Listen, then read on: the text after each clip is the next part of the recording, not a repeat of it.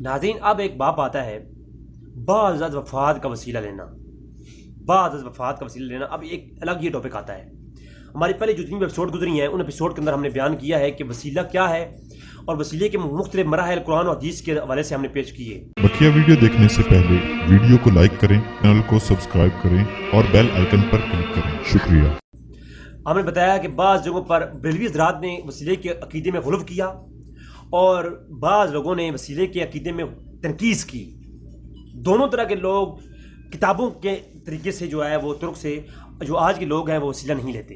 کتابوں میں اور قرآن و حدیث میں جو چیزیں موجود ہیں کچھ اس کے اندر بھی گڑبڑ کر کے تنقید پیش کرتے ہیں اور کچھ اس میں گڑبڑ کر کے جو ہے بہت غلو پیش کرتے ہیں.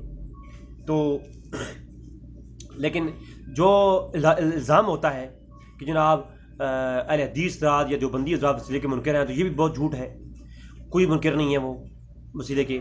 اور دوسری طرف یہ ہوتا ہے کہ جناب بریلوی حضرات جو ہے وہ شرک کرتے ہیں یا وسیلہ لے کر کے وسیلے کی آڑ میں. تو بریلوی حضرات کے مولوی کیا کرتے ہیں اس سے کسی کا کوئی تعلق نہیں ہے. وہ جو مرضی کریں، وہ بھاڑ میں جائیں، ان کے کافر گئے، آپ جو مرضی کریں ان کے ساتھ. بریلویوں کو جو عقیدہ ہے ان کو ترجمان ایک ہی شخص ہے. اس کے علاوہ میں کسی چاہے وہ کوئی بھی ہو، بڑا محقق ہو، احمد رضا خان فاضل بریلوی کے شاگردوں میں سے کیوں نہ ہو، جس نے بیشک کتنی حق والی کتابیں بھی لکھی ہوں، وہ حجت نہیں. اگر ترجمانی بریلویت دیکھنی ہو تو ایک ہی شخص ہے، وہ امام احمد رضا خان فاضل بریلوی ہے. اگر اس کی معتبر کتابیں، ان کے وسایا جو کتابیں بعد میں چھپی ہیں ان کے اندر تو کئی گڑبڑ ہیں، لیکن جو اصل کتاب ہے ان کا فتاوی رضویہ شریف وہ موجود ہے. اس کو آپ پڑھیں، جو عقیدہ اس سے ملے وہ بریلویت کا عقیدہ ہے. تو آج جو بریلوی ہیں وہ 90% فتاوی رضویہ پہ تو عمل نہیں کرتے. اصل بریلویت، پیور بریلویت کیا ہے، اصلی بریلویت انشاءاللہ میں آپ کے سامنے رکھوں گا اگر زندگی رہی تو. امام احمد رضا خان نے جو چیزیں بتائی ہیں وہی اہل حدیث نے بتا رکھی ہیں، وہی جو توحید امام احمد رضا خان نے بیان کیا ہے. کوئی مائی کا لال انشاءاللہ آگے ہم بیان کریں گے، معلوم ہوگا کسی نے بیان نہیں کی. پھر اگلی بات یاد رکھیں، امام ابن حجاج نے مدخل کے اندر کہا کہ قبروں سے وسیلہ لینا. اب آج بعض وفات کے وسیلے کے اوپر ہماری بات ہوگی. یاد رکھیں کہ بعض وفات انبیاء کا یا صالحین کا عقیدہ لینا، اس پر بڑے ائمہ نے فتوے دیے، تحقیق کرنے کے بعد یہ جائز ہے. سب سے پہلا میں ایک حوالہ پیش کر دیتا ہوں. امام ابن حجاج مدخل کتاب کے اندر ایک باب قائم کرتے ہیں، فصل فی زیارت الاولیاء و صالحین. اس کے اندر کہتے ہیں صالحین، اولیاء اور انبیاء قبروں کا وسیلہ لینا اور ان کا آپ قبروں پہ جا کر کے مدد مانگنا بالکل جائز ہے. ٹھیک ہے، اور ان کی صفت کی وجہ سے، ان کی صفات کی وجہ سے، ٹھیک ہے، ان کی صفت رسالت نبوت آج بھی قائم ہے، اور ولایت کی نہ ولایت مرتی ہے نہ نبوت مرتی ہے. وہ تو فی ذات ہی ایک جسم ہے جو ایک دنیا سے دوسری دنیا میں جو ہے تبدیل ہوتا ہے، ایک دنیا سے دوسری دنیا میں جاتا ہے. اس کے اوپر علماء نے کلام کیا ہے. تو ان کی وسالت، ان کی نبوت کی وجہ سے، نبی کی نبوت کی وجہ سے اور ولایت، ولی کی ولایت کی وجہ سے ان سے مدد مانگنا، ان کا وسیلہ لینا بالکل جائز ہے. وصل کا جو عقیدہ ہے وہ بڑے ائمہ نے بتایا ہے. امام حجاج کو میں نے بتایا، حسن حسین کے اندر جو ہے امام جزری نے بتایا کہ وسیلہ کیا ہے. وتوسل الی اللہ بالنبی بالانبیاء و صالحین، کہ نبیوں کا وسیلہ اور انبیاء کا وسیلہ اور صالحین کا وسیلہ دینا بالکل جائز ہے اللہ کی برگاہ میں. اور اسی طرح علامہ ملا علی قاری اسی بات اشارہ کرتے ہوئے اور حضر الواصلین کے اندر امام ملا علی قاری پرانے امام کعبہ وہ کہتے ہیں وہ مندوبات کہ وسیلہ لینا یستحب کے لفظ استعمال کیے. امام ملا علی قاری کہتے ہیں کہ وسیلہ لینا مستحب ہے. ٹھیک ہے، تو آپ خود دیکھ لیں جناب، یہ ہے ائمہ جو اہل سنت کے ائمہ ہیں. پھر حافظ ابن تیمیہ نے بھی یہی کہا کہ وسیلہ لینا اولیاء اللہ کا، اور اس کے اوپر بحث کی امام تیمیہ نے فتاوی ابن تیمیہ کے اندر. آپ دیکھ لیں جہاں وسیلے کا سوال کیا گیا وسیلے کے اوپر، اور کہا کہ وسیلہ لینا بالکل جائز ہے، اور اللہ کے انبیاء اور جو ہے صالحین کا بعض وفات وسیلہ لینا جائز ہے، اور یہ شفاعت قبول ہوگی.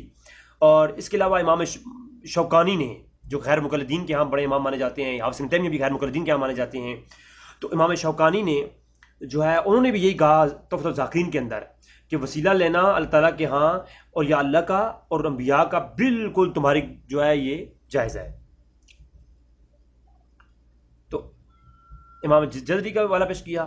پھر جو ہے ابن حجر لکھتے ہیں امام حاکم کا قول کہ امام حاکم کہتے ہیں کہ میں یا بن یا قبر پہ جاتا ہوں اور جا کر کے اپنے مسائل مجھے نبی کی ضرورت ہوئی. امام حاکم کہتے ہیں روایت کیا کس نے؟ امام ابن حجر نے تحریب التحریب کے اندر. ٹھیک ہے، امام یا بن یا کا چیپٹر ہے ترہیب الترہیب کے اندر، اور کہتے ہیں کہ وقال حاکم نے کہا سمیعت تو میں نے سنا ہے کہ ابا علی نشاپوری اپنے ابا سے یقول کنت فی غم شدیدن، کہ جو ہے جب غم سے نے دیکھا حضور کو خواب میں تو حضور نے بتایا کہ شام کے اندر جاؤ اور کیا کرو، یا بن یا قبر پہ جاؤ اور زیارت کرو اور وہاں جا کے ان کے وسیلے سے دعا مانگو، اللہ تمہاری دعا قبول کر دے گا. تو حضور نے خواب کے اندر آ کے یہ بات تعلیم فرمائی اور فرماتے ہیں کہ یہ حاکم فرماتے ہیں کہ میں ایسا ہی کرتا ہوں، قبر پہ جا کر کے وسیلہ بنانا. یہ حضور خواب کے اندر آ کے تعلیم دی اور پھر اہل شام کا یہ عقیدہ رہا ہے. یہ ابن حجر کی تحریب التحریب کے اندر حاکم قول آ گیا. پھر شفا کے اندر، شفا سقام کے اندر امام سبکی شافی کہتے ہیں کہ ایک پوری بحث کرنے کے بعد کہتے ہیں کہ اولیاء اللہ کا وسیلہ بنانا کیا ہے، وہ بالکل جائز ہے. حاذا وکذالک بجواز مثل حاذا توسل بصالح الصالحین، کہتے ہیں پوری تحقیق کے بعد میں کہہ رہا ہوں کہ یہ وسیلہ بنانا بالکل جائز ہے. اور الثقات کے اندر امام ابن حبان کیا کہتے ہیں؟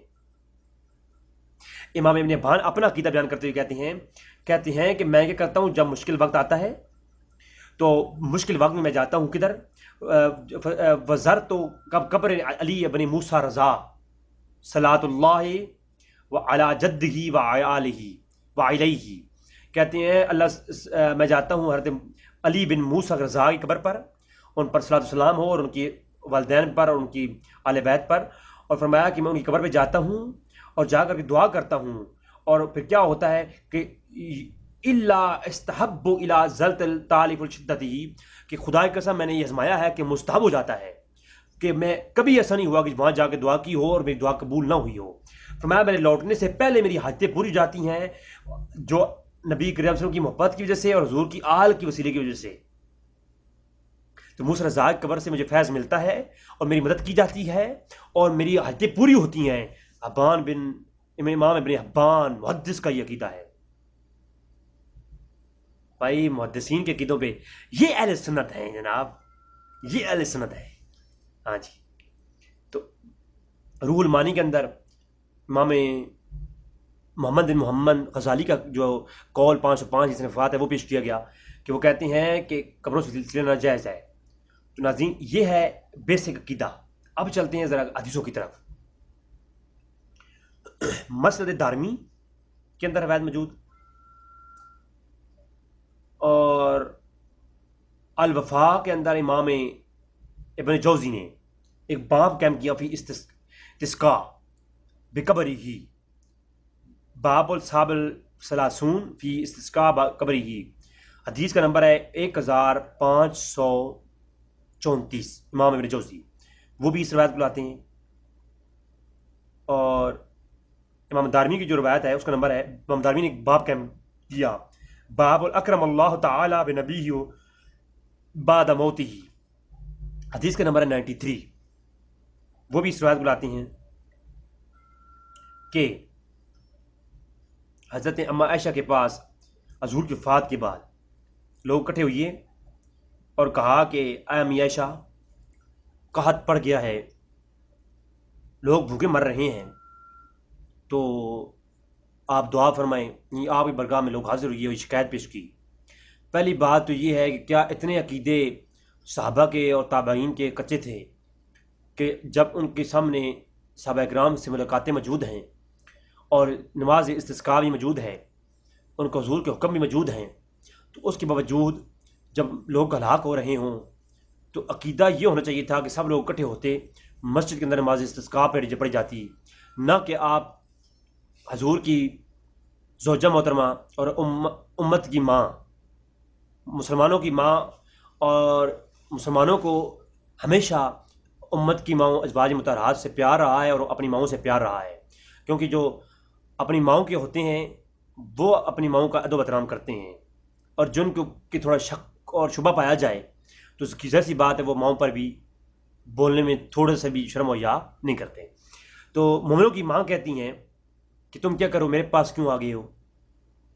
جا کے نماز استسقاء پڑھ لو، کوئی نوافل پڑھو، عبادتیں کرو، اللہ سے دعا کرو. میں کوئی جو ہے، میں تو غیر نبی بھی ہوں، اور یہ بھی نہیں کہ میرے پر الہام ہوتا ہے یا میں ہر بات دعا کروں میری قبول ہوتی ہے. تو اس طرح کا کوئی عقیدہ یعنی جو ہونا چاہیے تھا. آج کی جتنی بھی اعتراضات آج کے وسیلوں والوں پہ کی جاتے ہیں، وہ سارے اعتراضات اس وقت بھی کیے جا سکتے تھے. سوال تو یہ بنتا ہے کہ کیا اس وقت کے لوگوں کے عقیدے اتنے کچے تھے کہ اما عائشہ کے پاس آ گئے؟ اور چلو اما عائشہ کے پاس آ ہی گئے تو اما عائشہ کی تعلیم کیا ہونی چاہیے تھی؟ جاؤ جا کر کے نماز استسقاء پڑھو. تعلیم تو شریعت کا تو حکم یہ ہے. فرمایا نہیں. ہائے ہائے انظروا قبر النبی صلی اللہ علیہ وآلہ وسلم، جاؤ قبر رسول پر. اچھا فجعلوا، اس میں بناؤ، منہ قول الی السماء حتی لیکون، کہ جاؤ قبر انور کے اور آسمان کے مابین میں جو ہے کیا کرو، حتی لیکون بینہ و بین السماء سقف، کہ آپ جاؤ قبر نبی پر اور آسمان اور قبر نبی کے درمیان جو چھت ہے مزار کی، جو مزار ہے حضور کی جو قبر کے اوپر گنبد یا حضور کے قبر کے اوپر جو مکان ہے، اگر قبروں پہ مکان بنانا منع ہوتے تو سب سے پہلے صحابہ کرام حضور جس اپنے گھر میں دفن کیے گئے تو حضور کا وہ گھر گرایا جاتا تاکہ اوپر سے مکان جو ہے منع ہے شریعت میں. تو یہ جو مکان بنا ہوا ہے آلریڈی، انبیاء کو وہیں دفن کیا جاتا ہے جہاں وہ فوت ہوتے ہیں. دفن تو یہاں کر دیا گیا ہے، لیکن جو اوپر جو چھت ہے یہ شریعت کے خلاف ہے، اس کو ہٹا دینا چاہیے.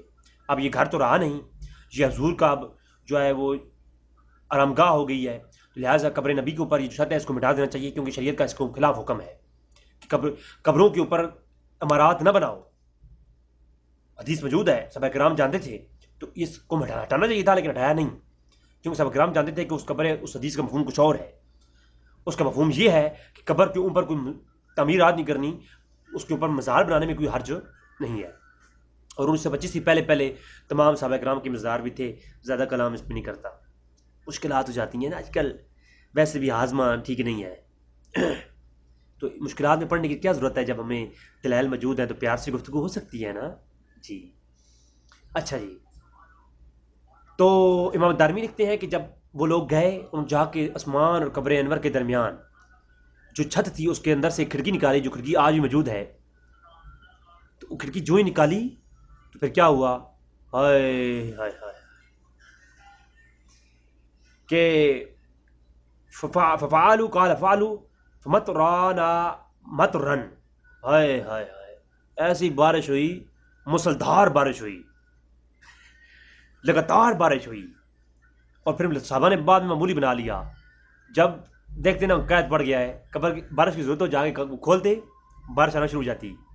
بڑے بڑے ائمہ نے لکھا ہے، بھائی میں طبقات میں ساتھ طرف جاتا ہی نہیں ہوں، تو پھر اگر جاؤں گا تو پھر مسئلہ ہو جائے گا. طبقات کبیر کبریٰ کے اندر موجود ہے، صحابہ کرام کھولتے تو بارش شروع ہو جاتی تھی، بند کر دیتے بارش ختم ہو جاتی. یہ عقیدہ ہی بنا لیا تھا. نہیں، مشرکانہ عقیدے بنانے نہیں چاہیے.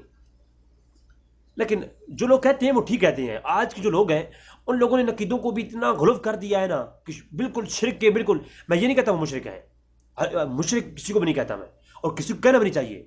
اس روئی کائنات میں کوئی بڑے سے بڑا عمل بھی کر دے تو اسے گمراہ کہہ سکتے ہو تم، آپ کے پاس علم ہے تو اسے تفسیر کر سکتے ہو، تکفیر نہیں کرنی.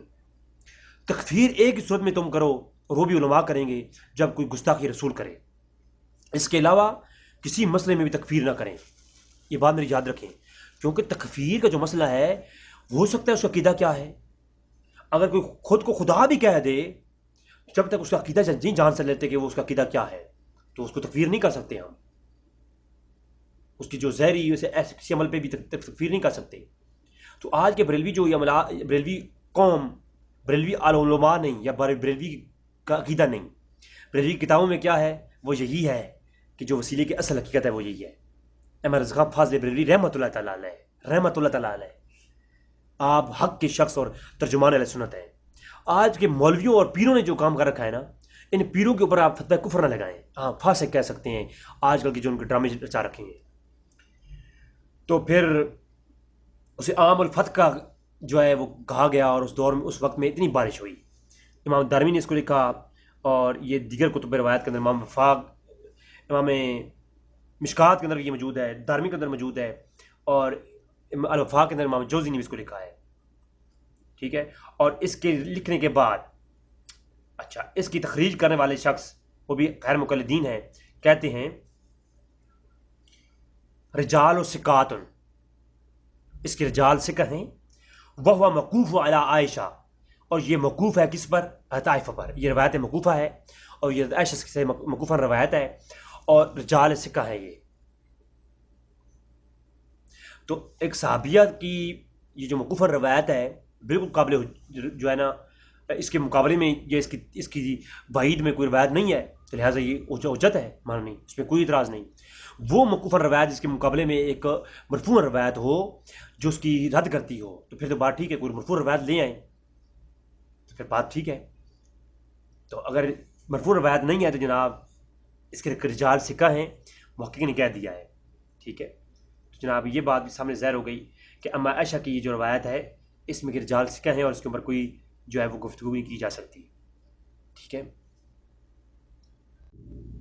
اب اسی باب میں آخری بات یہ تھا اما عائشہ کا قبر انور کے بارے میں ان حضور قبر سے وسیلہ لینے کے متعلق کلام جو حدیث کی کتب میں ہے۔ اب آتے ہیں حضرت عمر رضی اللہ تعالیٰ کی طرف۔ اس روایت میں میری آلریڈی ایک ویڈیو موجود ہے جو کہ فن رجال کے علوم کے اعتبار سے مرزا صاحب کے جواب میں میں نے ویڈیو بنائی تھی کہ مرزا صاحب کہتے ہیں کہ اس روایت کے اندر ایک جو دو راوی ہیں وہ مدلس ہیں اور مدلس کی آنے والی روایت ضعیف ہوتی ہے۔ اس کے اوپر میرا کلپ موجود ہے، میں ویڈیوز کی چیزیں دے دوں گا، آپ وہ دیکھ سکتے ہیں، متلدل گفتگو۔ آج میں تھوڑا سا اس پر مختصراً گفتگو کروں گا۔ سب سے پہلے یہ روایت جو اس کی بیسک سند ہے وہ کدھر ہے؟ حضرت عمر فاروق کے دور کے اندر المصنف ابن ابی شیبہ کے اندر روایت موجود ہے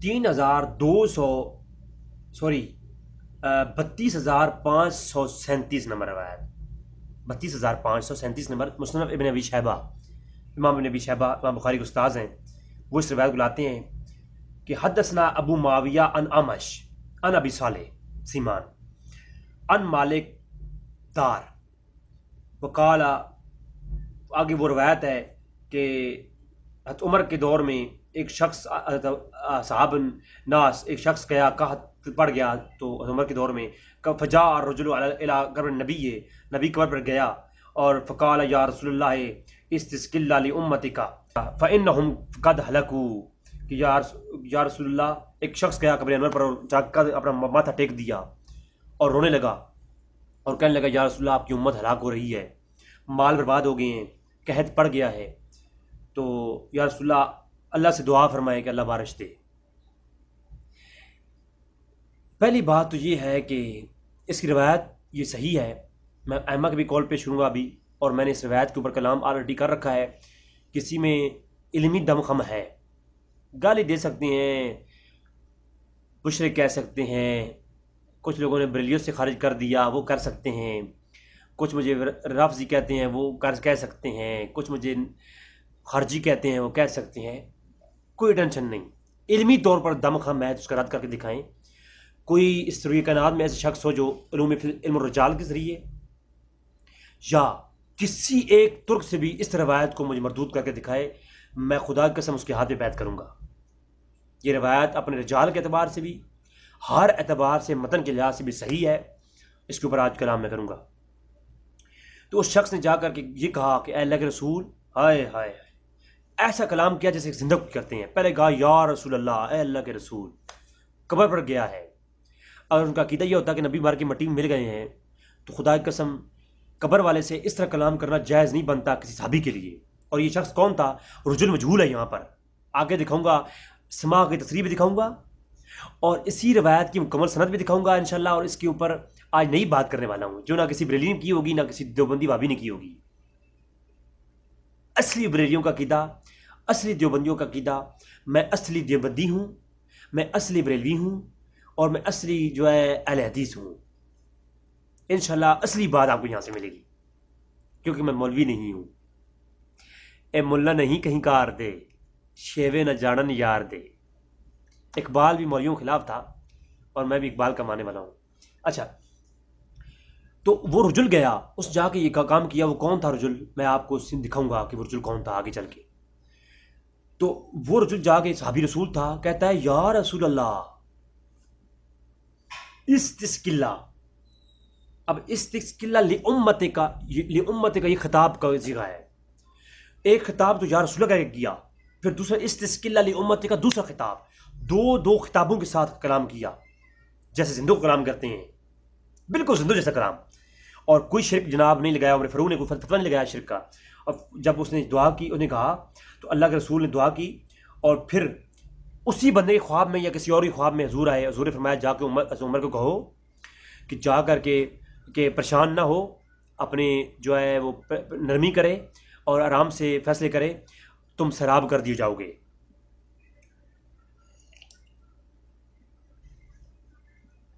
اب یہ روایت، یہ بات پھر جا کر عمر فاروق سے کی گئی.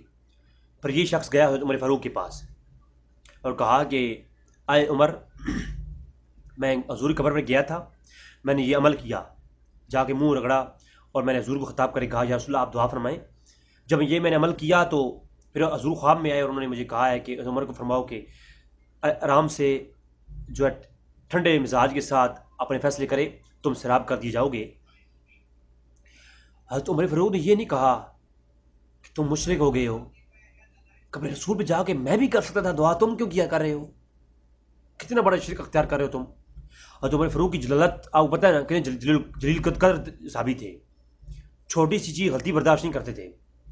تو آپ کو چاہیے یہ تھا کہ وہاں پر اس کی گردن اڑا دیتے، اور اس نے مشرک کیا تھا. تو اگر یہ عقیدہ صحابہ کرام کے عقیدے کے مخالف ہوتا تو عمر فاروق رضی اللہ تعالیٰ عنہ اس کی بات ہی نہ سنتے، اسے قتل کر دیتے وہیں پر مشرک سمجھ کر کے.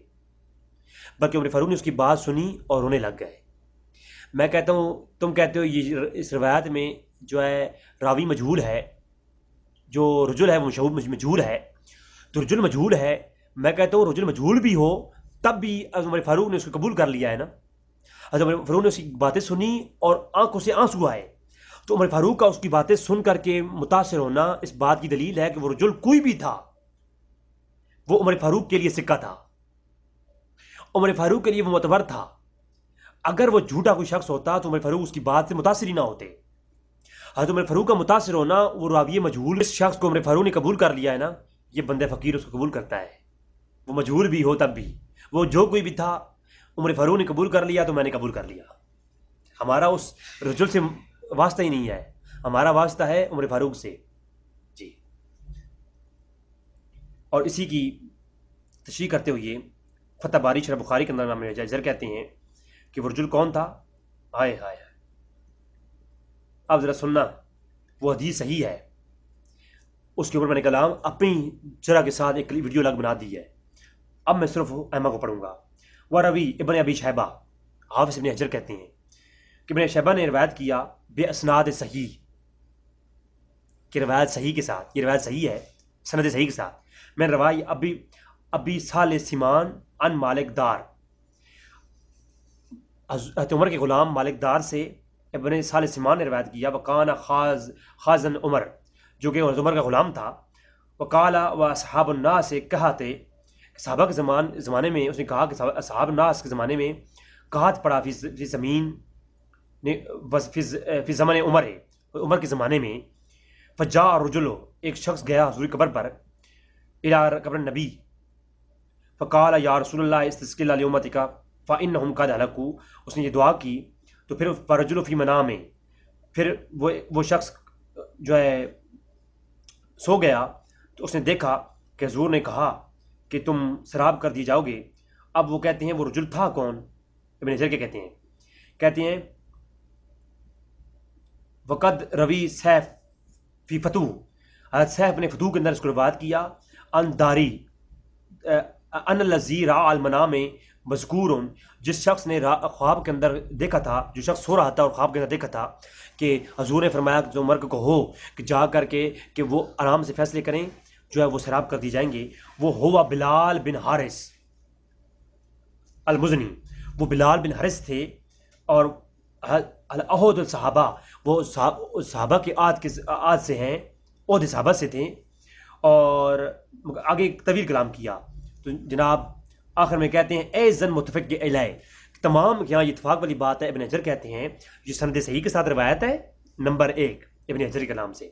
نمبر 2 کہ جو شخص سو رہا تھا اور جو رجل مجہول ہے وہ کون تھا؟ بلال بن حارث مزنی تھے، اور وہ صحابہ کے زمانے سے تھے، اصحاب عہد میں سے تھے، اور یہ سارا کلام کیا ہے.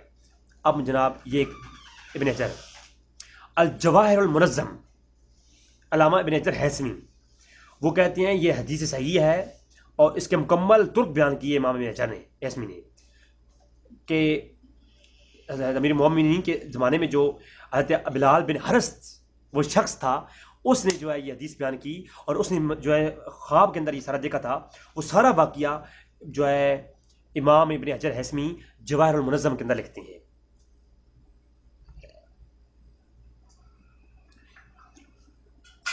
جی جناب اب اس کو بھی آپ دیکھیں، روایت صحیح کی سند صحیح کے ساتھ ابن حجر نے اس کو روایت کیا.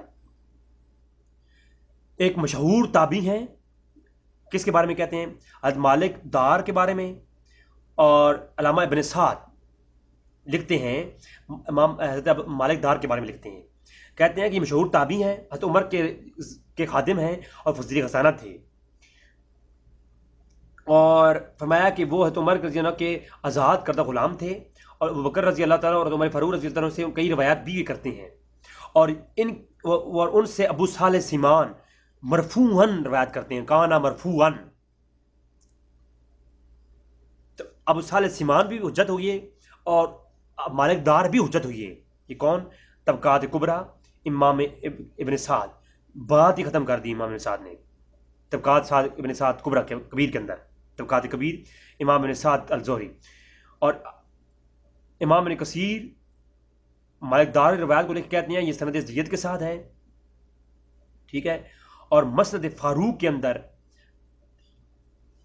ابن کثیر نے اس کے اوپر مکمل گفتگو کی ہے. مسند فاروق کے اندر بھی مکمل اس کے اندر گفتگو موجود ہے. مسند احمد بن حنبل کے اندر اسی روایت کی تائیداً ایک روایت میں پیش کر دیتا ہوں کہ جناب پھکی دینے والے حضرات جو ہیں ان کی یہ عرض ہے. داؤد بن صالح روایت کرتے ہیں کہ مروان آیا، اس نے دیکھا کہ ایک شخص قبر نبی پر موجود ہے اور اپنا چہرہ رگڑ رہا ہے. تو مروان نے آ کر ٹھوکر ماری اور کہا کہ اے شخص تو یہاں کیا کر رہا ہے؟ چونکہ دیکھا تو وہ حضرت ابو ایوب انصاری تھے. تو کہا کہ اے مروان مجھے پتہ ہے میں کسی پتھر پر نہیں آیا، اللہ کے رسول کے پاس آیا ہوں. اور پھر جو ہے مختصراً یہاں بیان کر رہا ہوں کہ یعنی صحابہ کرام قبر نبی پر جا کر کے اسی طریقے سے اپنی عرض گزاریاں کرتے تھے، اسی طریقے سے عرض گزاریاں کرتے تھے. حضور کے وفات کے بعد وَلَوْ أَنَّهُمْ ظَلَمُوا أَنفُسَهُمْ جاؤ کا اس روایت کے تحت جو روایت آتی ہے کہ ایک شخص آیا اور اس نے آ کر کے اسی طرح قبر انور پر دعا مانگی، اپنا چہرہ مبارک رکھا اور اسے جو ہے اس کی عزت کی گئی. وہ روایت بھی میں آپ کے سامنے پیش کر دوں گا. اور یہ روایت بھی ہے حضرت ابو ایوب انصاری والی، اس روایت کے اندر موجود ہے، اور یہ بلال بن حارث والی روایت بھی موجود ہے. تو 3 قسم کی روایت، جب 3 صحابہ سے ایک روایت موجود ہے، یہ ایک عمل موجود ہے، تو اس عمل کو کرنے میں اس کو معلوم ہوتا ہے کہ اولیاء اللہ اور انبیاء کی قبروں سے فیض حاصل ہوتا ہے. اسی روایت کو البدایہ و نہایہ کے اندر مالک دار کی روایت کو حافظ ابن کثیر نے لکھا اور کہتے ہیں کہ ھذا اسناد صحیح. حافظ ابن کثیر کو صحیح کہتے ہیں البدایہ و نہایہ میں. ابن حجر کو صحیح کہتا ہے اس روایت کو. مسند ابن ابی شیبہ کی جو روایت ہے کہ قبر انور پر جا کے عرابی نے دعا کی کہ یا رسول اللہ آپ دعا فرمائے ہمارے لیے، اللہ میں سراب کرے. تو عمر فاروق کے دور میں اس روایت کو حافظ ابن کثیر نے بھی صحیح کہا. تو آپ کیسے کہہ سکتے ہیں جناب کہ میرے صاحب بھی کہتے ہیں کہ یہ جناب غلط ہے؟ تو یہ جناب آپ کے سامنے میں نے عقیدت پیش کی. دعا ہے کہ رب تعالیٰ میں حق جانے کے توفیق عطا فرمائے. وما علینا الا البلاغ المبین.